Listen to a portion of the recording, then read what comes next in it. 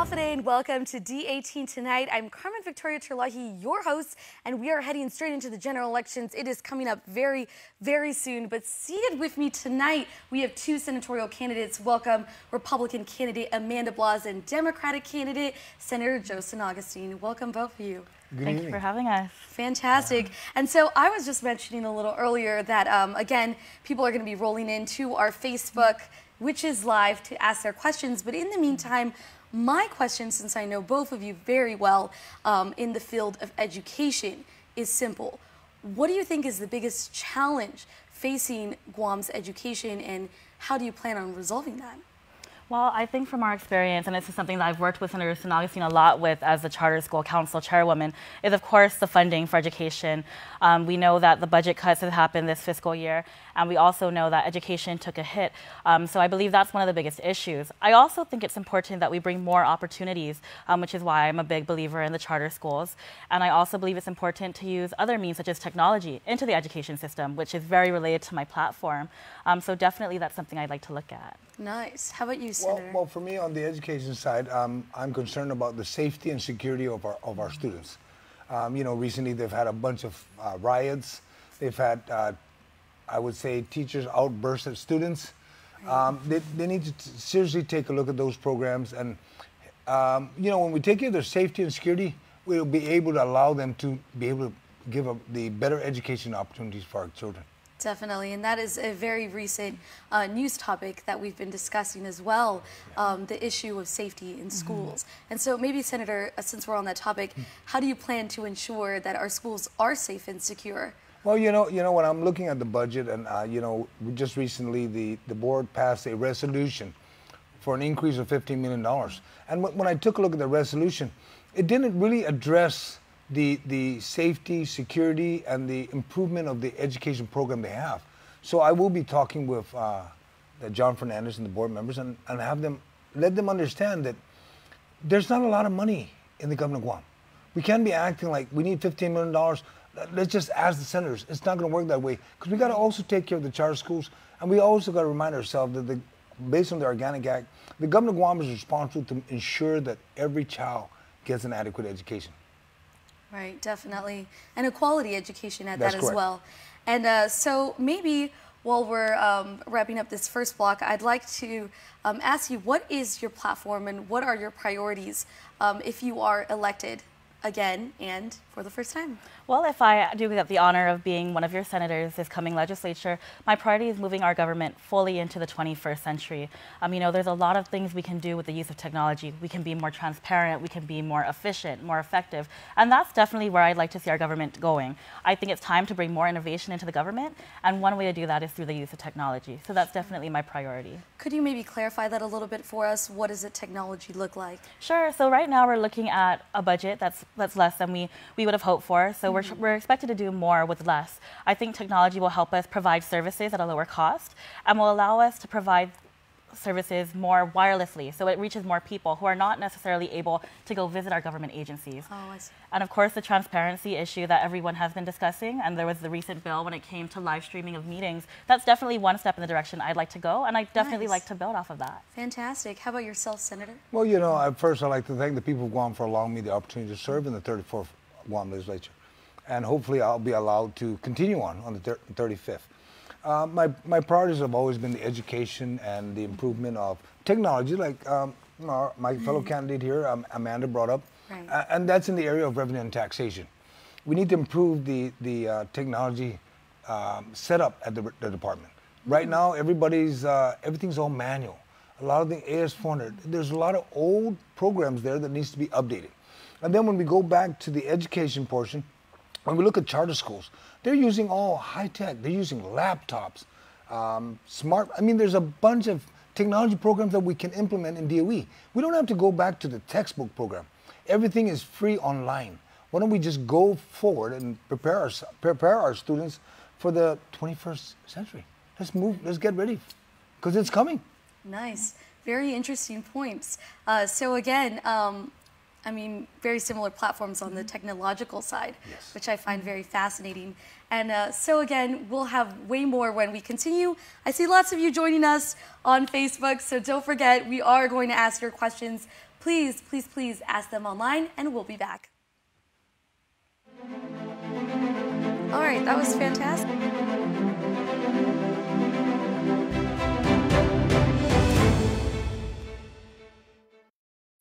Only Pizza Hut lets you surround your favorite pizza with greatness. The one and only stuffed crust pizza tempts your taste buds with melted cheese stuffed inside that amazing crust. And at just $17.99 with one topping, the stuffed crust pizza is truly irresistible. So grab your slice of pizza perfection with cheesy goodness baked right into the crust. The stuffed crust pizza, just $17.99 with one topping. Only at Pizza Hut, the island's best.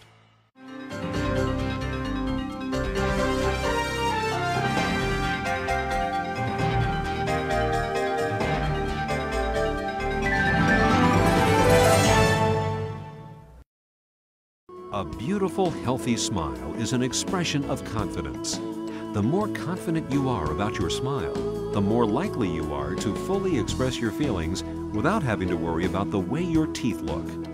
Before cosmetic dentistry, I didn't smile as much. I didn't have the confidence, and it shows. And since I've had cosmetic dentistry done, I feel 10 times more confident.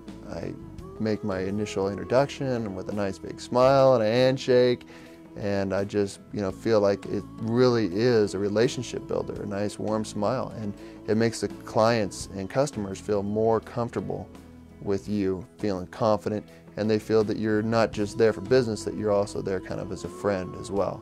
So I mean, it's amazing how powerful a smile can be. A good smile. Since your smile makes a significant impression on those around you, it is important that it makes the impression you want it to make.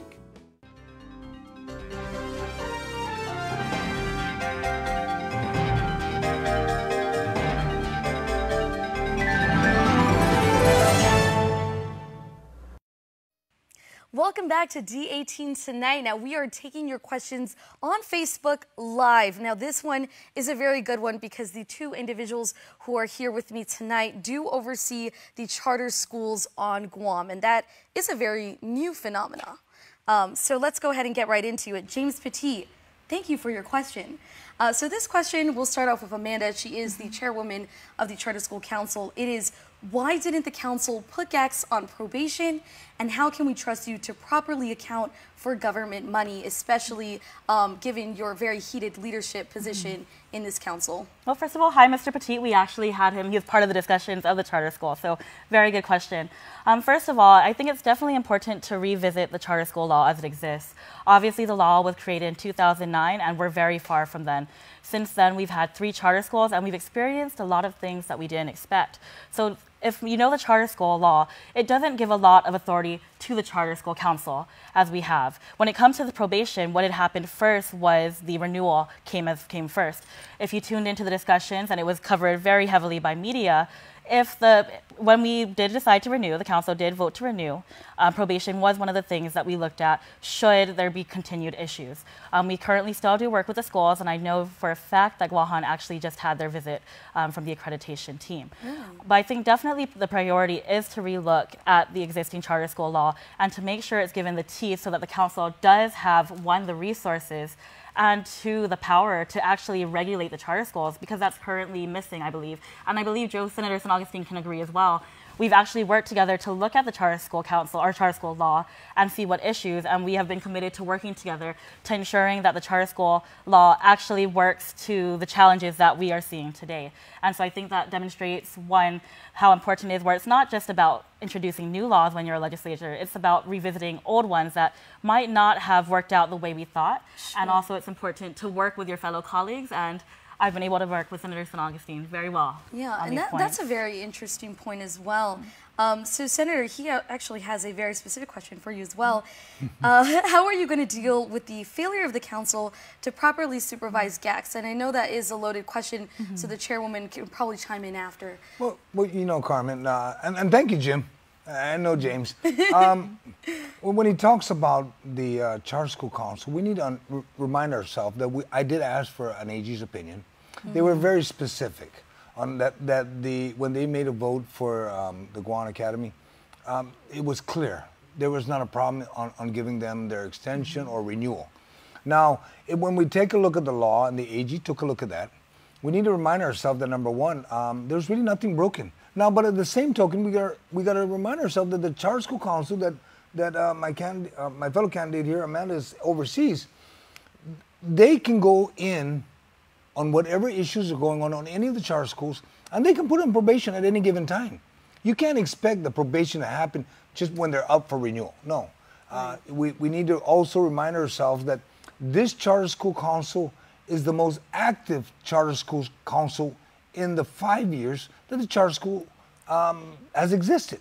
Right. So we need to allow them to go to the motion, do what they need to do, and then if there's issues that need to be brought before the legislature, and if my fellow candidate and I are both elected in November, then we'll address it. We'll address the issues that needs to be addressed.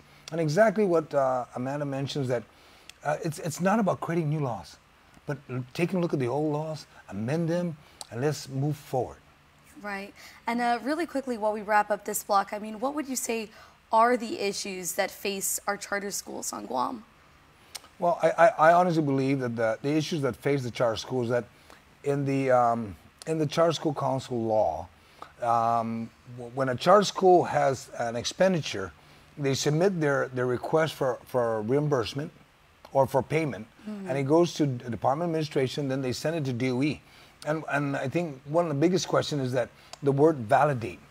Does DOE play a role in auditing, in inspecting all their invoices, or they're supposed to validate? They bought tables. Check if they got tables. Be done with it. Don't go into the audit program, because why? The Office of Public Account Auditor is responsible to do an annual audit. And then the school's also responsible to have an audit of their whole year. So let the system work. Don't, I don't want DOE to get too much involved, because we're taking money from them. Sure. To support charter school. Right. And on that note, again, your questions are rolling in. Please stay tuned. We have a lot of other topics we'll discuss when D18 continues after this. Furniture provided by Furniture Kathy Style. Men's wardrobe by Royal Bix.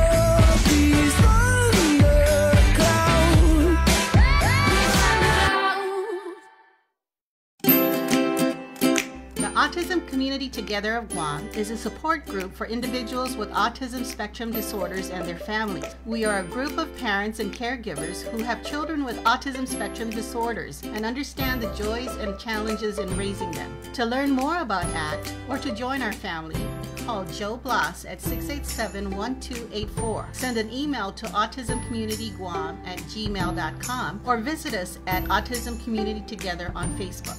There's no place on Guam like Chuck E. Cheese's. It's tons of fun with so many games, and parties are a blast, where everyone has fun. Come and party at Chuck E. Cheese's Guam. Call and book your party today.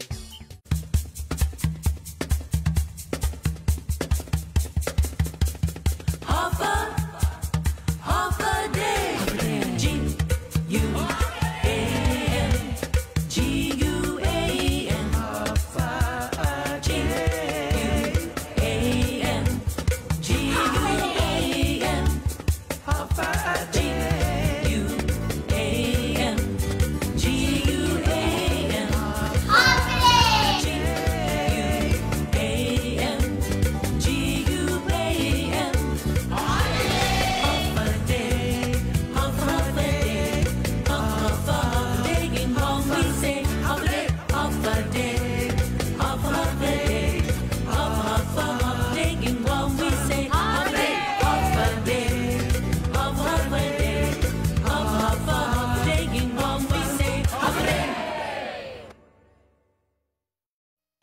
Welcome back to D18 Tonight. We are still taking your questions live. Again, joining me is Republican candidate for Senator Amanda Blas and, of course, Senator Agustin, who is a Democrat.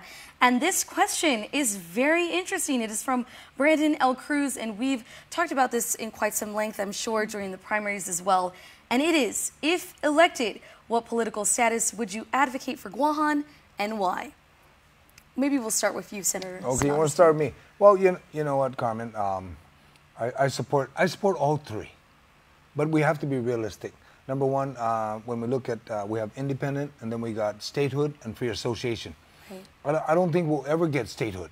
It would be something nice, but at the same token, do we want more federal involvement, United States government involvement in our affairs? Maybe not, and the people of Guam are saying that. The next one is that independent actually sounds quite inviting, you know. We need to seriously consider that because, number one, we're able to do and pass laws that would govern our where we're heading, where we want to go. And I believe that that'll be the best opportunity. You know, like we were talking earlier in the break, the Davis case. We're talking about just the right to vote. I would love to see us go to vote. For the past 20 years, all we've been talking about is our political status. I think that's enough education. For the past 20 years, there's enough folks on Guam that want to vote, and we need to go to vote. Not make all the excuses not to vote. How much more education do you need to know? You know about independent, we know about statehood, we know about free association. Let's go to vote. Because it will determine on the direction as senators, if we're fortunate enough to be senators, in the direction that we need to prepare the people of Guam for.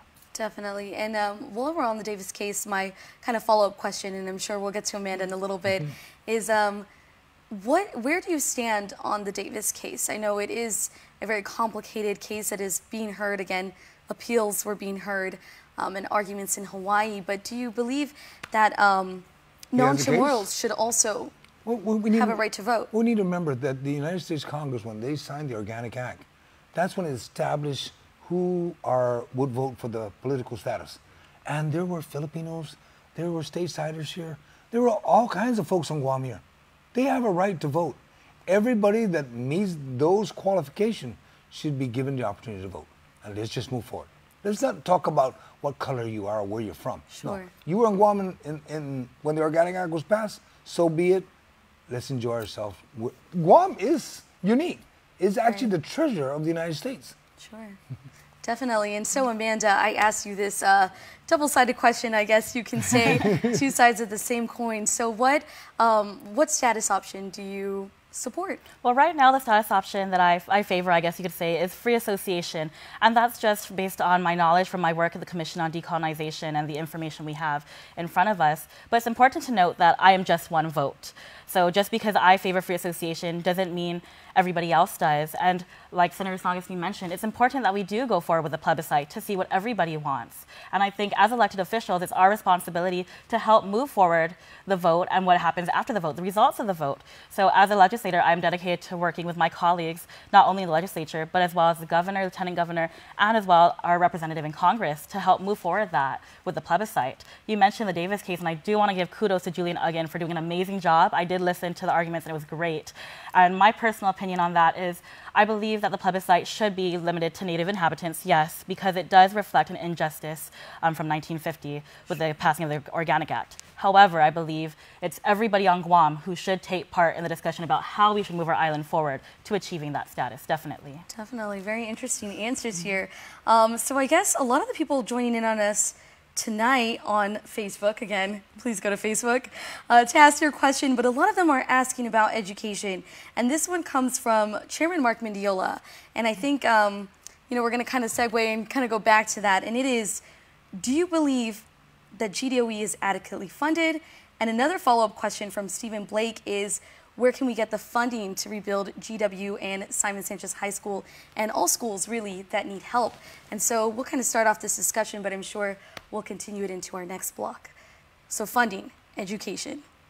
What do you think? We want to answer it now? Okay. Sure. The funding of education, we need to all understand, okay, that the Department of Education gets the biggest chunk of the general fund. I honestly believe we should have performance-based funding. I would truly support that decentralizing the funding of DOE. Because if we were to follow the cost per student at like from the charter schools to DOE and decentralize the funding to the schools will be properly funded. They will be able to meet all their needs, to include increments and everything else they need. And that's fixing the schools. Because right now, I'll give you a good example, Simon Sanchez. When they were funded maybe $4 or $5 million short if we were to follow the $6,088 per student. If they had that funding, maybe they could have had the funding to do their contract and get the school fixed. Because we also got to take care of GW that's upcoming. And there's many other schools that have problems. We have down in Agate, we have the schools that have the canopy problem. We got the United States government to provide funding for their canopies. And there are a lot of major issues in the schools that we need to address. Right. Well, we'll continue with this question when D18 Tonight returns.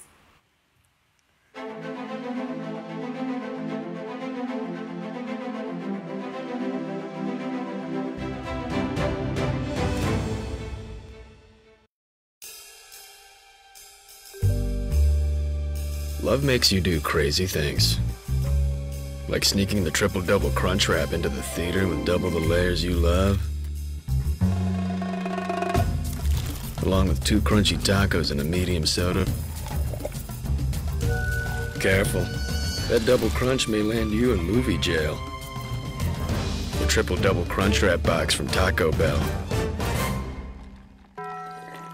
Guam's auto appearance specialist, Elegant Reflections, has been providing the automotive industry with professional detailing and car care products at its highest quality, from complete detailing, full interior detailing, exterior detailing, headlamp restoration, hand washing, seat and carpet shampoo, engine degreasing, undercarriage cleaning, paint sealant, fabric protection, paint oxidation removal, and so much more. Visit us at our new location. Call 646-5555 for an appointment. Elegant Reflections, Guam's auto appearance specialist, over 20 years of experience. GU Self-Storage, conveniently located near the Harmon McDonald's. We offer affordable rates, online payments, and auto bill pay for your convenience. Plus gate access daily from 6 a.m. to 9 p.m. Call us today at 648-7867 for more information. Ram Power Days is here, and right now at Cars Plus in Mighty, you can save up to $11,500 on a new Ram 1500. Cars Plus has a great selection of regular cabs, crew cab eco diesels, even quad cabs. 1.99 APR financing is available for qualified buyers. Plus, buy today and receive a Cars Plus value card, where you can get 21 cents off per gallon at all Shell stations. With great power comes great deals. Only at Ram Power Days at Cars Plus in Mighty. Cars Plus, driven by you. Welcome back to D18 Tonight. Now, this is our last block, but we still have a lot of questions and a lot of discussions that, again, you could continue to ask on Facebook. So, Amanda, same question we asked the kind senator here about funding for GDOE. Do you believe it's adequate enough? And what do you think about the rebuilding of schools like Simon Sanchez High and GW? Well, I think in general, looking at the budget cuts, we can say that most government agencies are not at the adequate funding because of the budget cuts we experienced as a result of the Tax Cuts and Jobs Act. Definitely, it's important that we do look at other resources, other funding sources, whether it be grants or private and public partnerships. When it comes to the rebuilding of the high schools, I think procurement has been the major issue among that. And I think it's definitely important to relook at the procurement laws and see what the flaws were with there. I know several procurement laws have been introduced, procurement bills have been introduced since then, since it came to the talking about the rebuilding.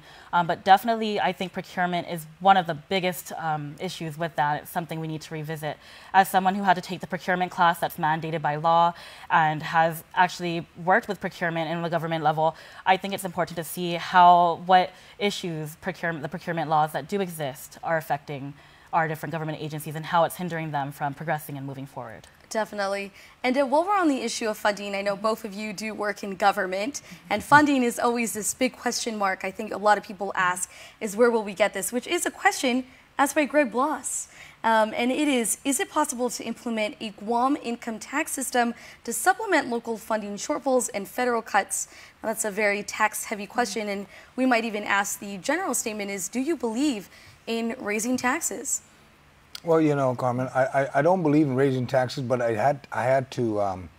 I was the one that actually asked that We increased the tobacco tax, and that moved forward. And I smoke also, so it affected me.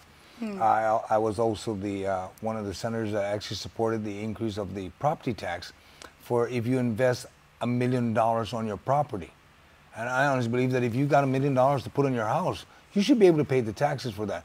But in general, to raise taxes, no. And you have to remember, also, I was the one that introduced the sales tax, and then later found out that we didn't even get the money yet, and already it's obvious the government had money, and they were spending it. So I was in support of removing that sales tax, because I go to the stores just like everybody else.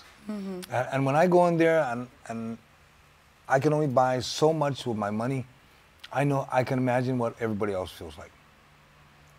But on the issue of taxes, I'm not in support of increasing any taxes every tax that can be avoided, let's avoid it. If we can reduce taxes today, let's do it. But the people of Guam want services from the government. Somebody's got to pay for it.